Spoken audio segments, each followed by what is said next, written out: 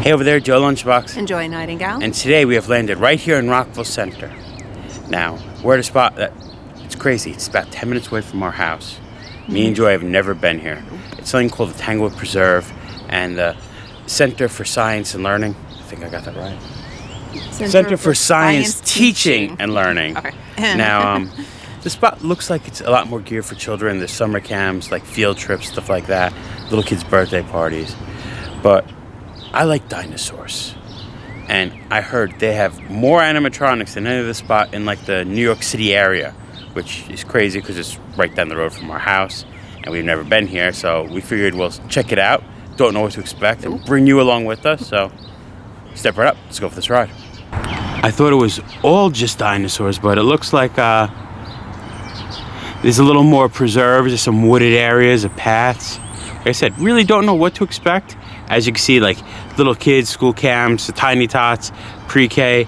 But their website said dinosaurs could be liked by children and adults alike. And we are big children who are adults, so I figured that counts with us. So I don't know. We'll see. Exhibits. There's dinosaurs. I'm pointing at the office. That's a good spot to start. So the exhibit is about adaptation, showing dinosaurs. Showing like difference between horns and antlers. I like this with the moth and butterflies, like which is an eye, which is the wing, the dot on the wing. And we have a little rabbit. Buttons. Hey there. Oh. Domesticated pigeon. So sadly, this guy, he doesn't want to work for me. I asked to give him a message. He said he's not a messenger pigeon. It's funny when you see the camouflage, talking about the adaptations and stuff, and I'm like, what's in here? And then the chameleon just popped out at me.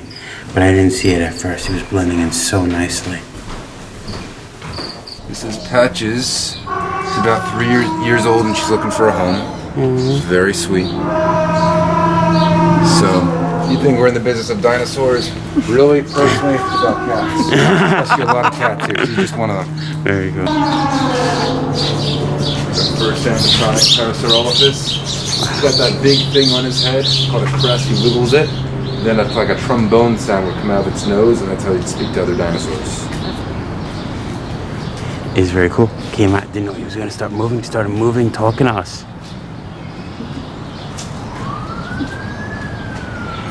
Well, in the reptile family tree, does this belong? Oh, that's interesting.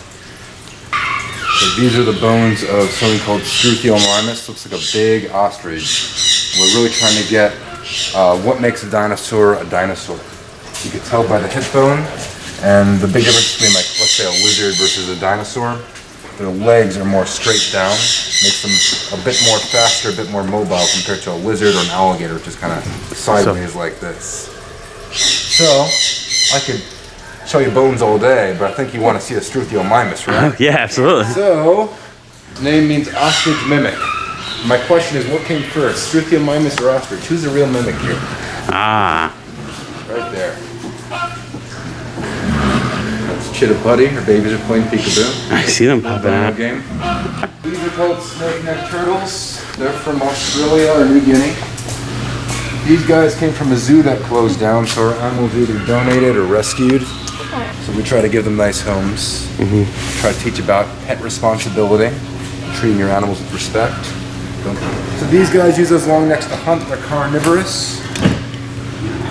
In the wild, they'll go underneath rocks and sand and those necks and snatch up to grab their prey. Oh. Hungry little fella.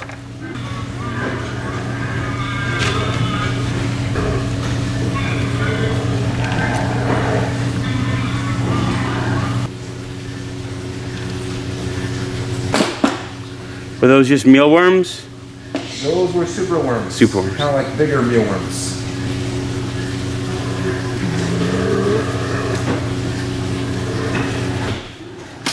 Their names are Betty and Wilma. Betty and likes the pellets, but more excited about the superworms. Yeah. It's like, yeah, I'll have some of this. It's a little extra. Yeah. It's like, you know, when you give kids dessert, but we're starting with the dessert, then we're like, all right, now we'll eat my salad. Yeah. It's the only food there now because the ice cream's gone. We used to feed them pinkies, baby mice. They were frozen, we thought them out. Now we have a small Mexican king snake called a Mex-Mex, call him Chex-Mex. So the pinkies go to him now. And they'll get feeder fish, they'll get super worms. Ooh, he was eating that one. Oh. I know, we saw your babies. They're very cute. They came out to say hi to us. Yeah. I like how they have stuff like the sun conures next to the feathered dinosaurs. Yeah. Showing how things evolved. Did the first birds fly? You guys fly. There you go. Thank you for showing me. Yeah. Oh, you're curious to see us too? See, this one flew out to say hi to us. Okay. It's funny when the birds are just as interested in us as we are in them. Does it say don't peck on the glass? Hey, yes, No. we see you. Nice to meet you too. This one's like, look, I got food. No, Yes. just doesn't- Yes, hello. We see you. Yes, I know you're saying hi. It's cool how they eat. They grab with their claws and they eat with their beaks, kind of like how we have a bagel. Yeah. Just no morning coffee for you guys. No, just water. It's probably better anyways. Oh yeah.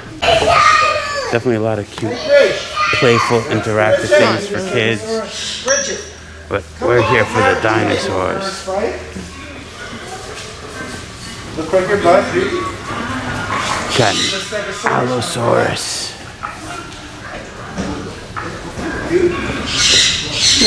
Tiny, full-grown dinosaur. Yep. Aren't babies actual size dinosaurs? I got a turtle here. Chinese pond turtle. This he confuses me every day. His name is Yao. He's a Reeves turtle. So he comes close. It looks like he wants attention. You get too close, he just hides. Yeah. See, I had a crush on a few girls like that back in high school. So Yeah. I get it. But the interesting thing about him is he came from China. He was smuggled in a suitcase. These are kind of like Spider-Man. It's like, where's Waldo amphibian version? See, there's 3 of them. See if we can find all 3. I'll let you do it. Good luck. Yeah. 1, 2. Where do you see second? Okay. Right there. So we found one's right here in this corner. One's high against the back wall. He's in. And the other one is Look at the right right. there On the against the left side, wall. You see her legs. In Peru, there's a species of tarantula that keeps something called a humming frog as a pet. So those little, not exactly, but are The symbiotic relationship with them, almost. So the reason why that's the case are frogs. They're going to eat the ants that are too small for them to get, and those ants would eat the eggs of the spider. The tarantula obviously eats the prey, or the predators of The frog, yeah. The question is, why isn't this guy eating this guy? That's because they have a slimy coat that's kind of gross. So maybe like a juvenile spider or tarantula that doesn't know these humming frogs, they'll try to go for it, they'll sense it, and they'll immediately stop. And where was the tarantula? You said on the Left side. side. You see the little legs right there. It's a little hard to see. So it's cute. My girlfriend, she loves spiders, and I love frogs. So now there's something to put the 2 and 2 together. It's kind of beautiful. It's cool. She's so tiny that when she starts shedding her exoskeletons, because as they get bigger, in case you don't know, tarantulas actually, it's not like cocoons, but they actually crawl out of their own skin in a way. And you'll look like you have 2 tarantulas. And one's actually the exoskeletons. And this one's really tiny, they were saying he's still, and has some time to grow. All right, here. There's the picture of it replacing his exoskeleton. It's always interesting when you look at the time frame of dinosaurs between the Triassic, the Jurassic, the Cretaceous. But what I like is seeing that you see where Stegosaurus ends. He really wasn't around for that long, And then you see Tyrannosaurus over there. Whenever you see exhibits where the Tyrannosaurus is with the Stegosaurus, they didn't really overlap in time there. It's not really technically when they were in the same time periods. I miss the Stegosaurus. Yeah, I see your friend on the wall behind you. I'm glad you came out to see us today. This right here? So these are real fossilized hadrosaur eggs, duck-billed dinosaurs. Now, I hate to ruin the Disney magic, but all the bones that you've been seeing, they're not actually real bones, they're casts. Most museums are going to have casts, exact copies. You break the real thing, there's no Jurassic Park to get it back. That's going to be a lot of money. So most of the time it's casts, but occasionally there's some real fossils. This is what we have. These were from a collector that had a lot of them in China. They're a lot more common there than, let's say, here. And actually, we're selling a few at the gift shop. I got one myself because when you're here every day, you see these eggs, so there's a little voice in your head that nags you and tells you need to get them. So Yeah. I'm a proud dino dad. Call him Patty the Hadrosaur. Sit on it every day when you get home, hoping one day it hatches? I do. I sleep with him. Instead of teddy bears, I sleep with him. And one day, hoping that Enough will hatch. The skeleton of the Maiasaura. This one's hungry, eating some leaves. I do like how the images that, so we have the skeleton, and behind it we have the painting of it.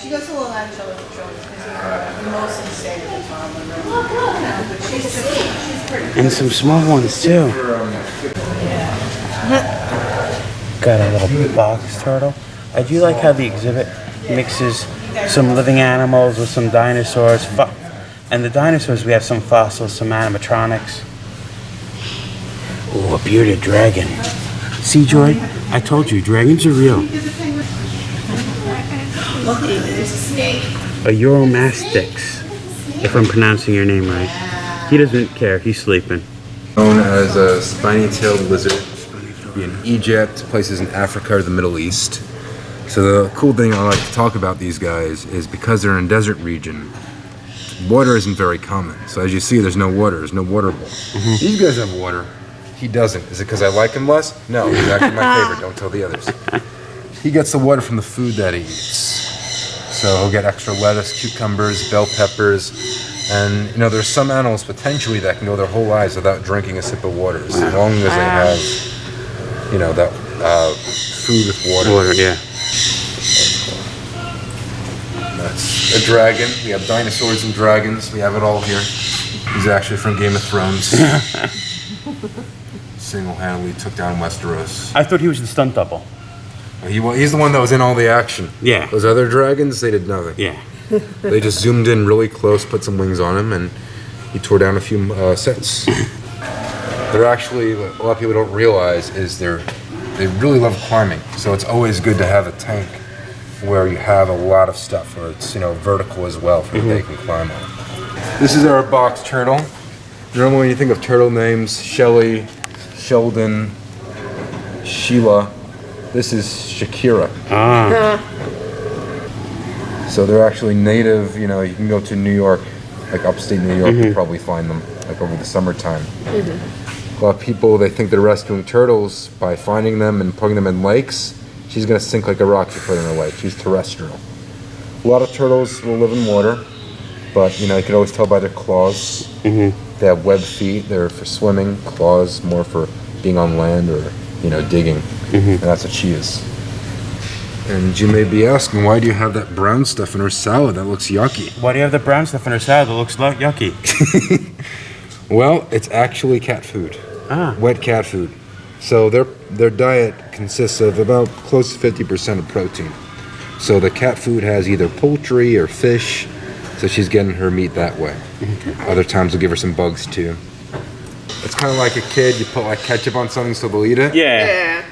Gives Wet it a little... cat food. There To you make go. the greens more appealing. It's the exact same thing. I like how the people are there and they're able to tell you like the story behind the animals or even like the dinosaurs.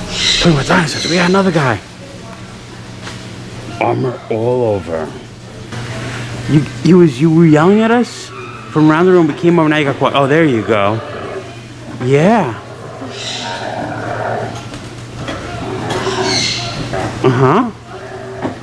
Yeah, we are enjoying this exhibit. Make sure you subscribe to Joe and Joy Have Landed. Leave a comment. Like this video. All those things. Be groovy like that. And our friend here. It's funny. Spikes all over, but unlike the stegosaurs, his is a ball club. Is the tail. Just a regular tail club. No spikes. And here we have a fossilized version of that. It's funny, we have the Centrosaurus skull here. And they were saying how the Triceratops, the horns were definitely made for fighting. This one was more frilly and more decorative. And they're trying to figure out why I had this fancy display instead of the armor to protect it. I found the ball python. Never understand the name. I've seen many ball pythons in my life. I've never seen one playing with a beach ball. Never seen one playing with a baseball. No softballs, no footballs. Alright, so here's another cool thing.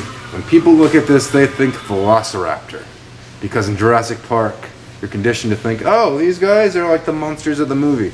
But really, if you look at that name, it's that tricky SAT word, Deinonychus. Deinonychus. Which means terrible claw. You can see by the sickle claw that sticks out for hunting. All raptors had that in common. Why do they look like velociraptors? Real velociraptors about the size of a turkey. They were very small. They weren't really that big. Were they vicious though? Yes, they were great hunters. These guys as well. But what sounds cooler, Deinonychus or Velociraptor? Understand. See, Steven Spielberg, he was willing to change the laws of nature to make his movie cooler. Yeah. Let alone, he said, like, it's not a documentary. I'll do what I want. But the thing is, people get their information from these movies. They don't know that the dinosaurs had feathers, a part of the theropod family. Same family as birds today. So birds are actually, they came from dinosaurs. They have the structures that are similar to theropods. By definition, they are modern day dinosaurs. We're outside. It's a little rainy, but we're gonna explore it. We have the peafowl. It's funny how you can see the one all decorative to attract the mates.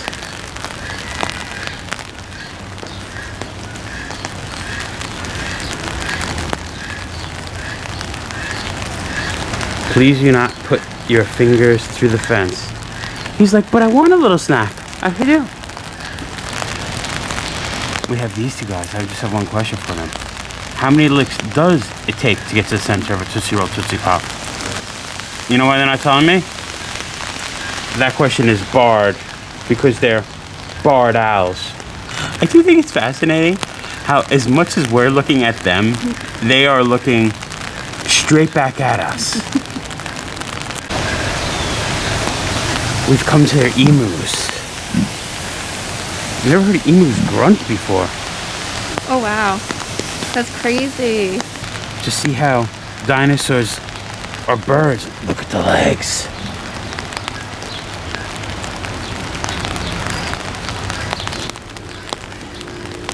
It is amazing how fascinated they are with us. I thought we were gonna finish. We head outside and all of a sudden, Triceratops! Big Triceratops. This place is really cool. I wish we weren't here in the rainstorm, but I like how the exhibit starts inside and it leads outside, and they have animals comparing them to the dinosaurs, showing adaptations between them all, and they're cool animatronics. They look newer, so that the quality of them is really cool.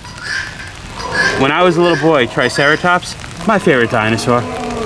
That and Brontosaurus, but then someone said, hey, there's no such thing as a Brontosaurus. And then I was heartbroken, so it was Triceratops. Guinea fowl.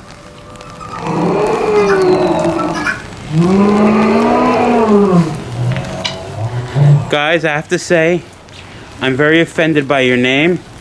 My heritage is Italian, and calling yourself guinea fowl is very upsetting to me. Especially because you're from Africa. We saw buttons inside, but now we get to meet the two other rabbits that they said like to be outside. Not in the super hot, not in the super cold, but they are fully covered, so the rain's okay. And it's a nice weather day, temperature-wise. but they're like, we're gonna show you our rabbit butts. The guinea fowls really are calling us. I love how the one perched up top is what making all the loud noise, and everyone else is like, look, listen from down below. Oh yeah, that's crazy. It's like He's like the you're leader on, of the pack. The lookout. Yeah. And the goats are smart. They're like, we're gonna hang in here and stay out of the rain. They do have a really cute enclosure. But they were like, yeah, no, the rain, not for us. Nice and warm in here. Yeah, you're the smart ones. We're the fools, guys. Oh, now you came out. We just were there. We were just there.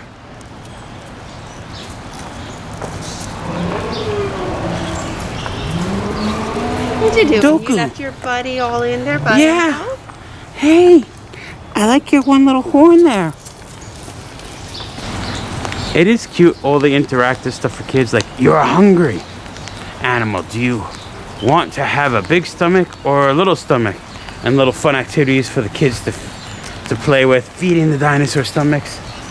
And every good attraction needs some bucket mining. But this one's cute. You could choose, do you want the gems and minerals? Or, since it is a dinosaur visit, you could do fossils. You even have a chance to get some dino poop. And we finish with T-Rex. You can see he's just had a feast. He's a little full, that's why he's not yelling at me. It's crazy though. Even if he's not yelling right now, look at the size of this animatronic compared to this house. T-Rex was a really big dinosaur.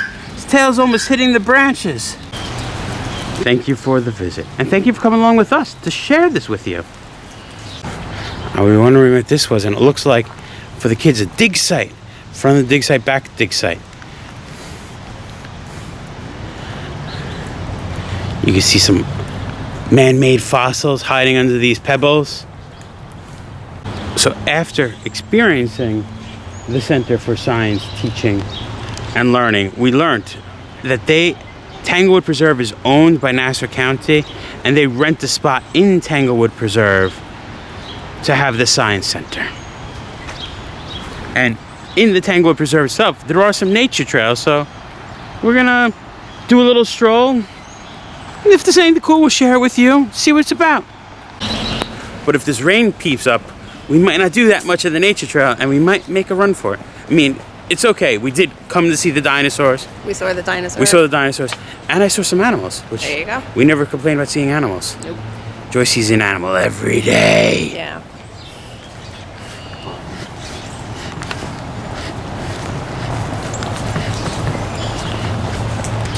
It's a really nice little park to have here. Hey Joy, do you even gazebo? Town of Hempstead Historical Site. Battle of Hempstead Swamp. First blood spilled on Long Island in the War for Independence. General George Washington dispatched a party of soldiers to capture Tories believed to be involved in a failed assassination attempt on his life. 6 Tories were captured while loyalist George Smith was shot and wounded in the shoulder. We got a flock of little bugs here. We got.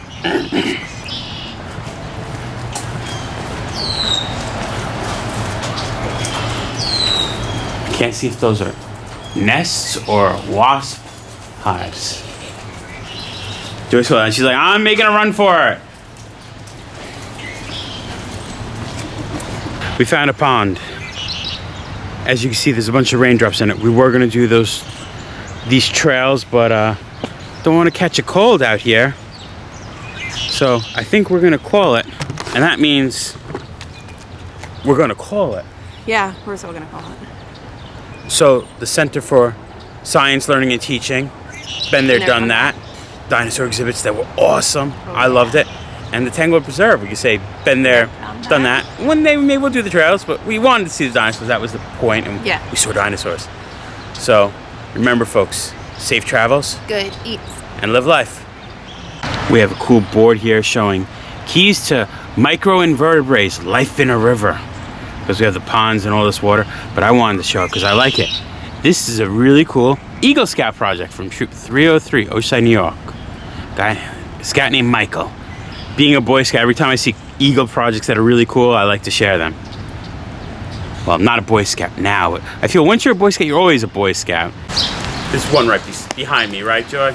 Totally. Why do they always jump up from behind? Because it's better for them to get you. He's just surprising me, right? Yep. That's all. It's a friendly little prank. Sure.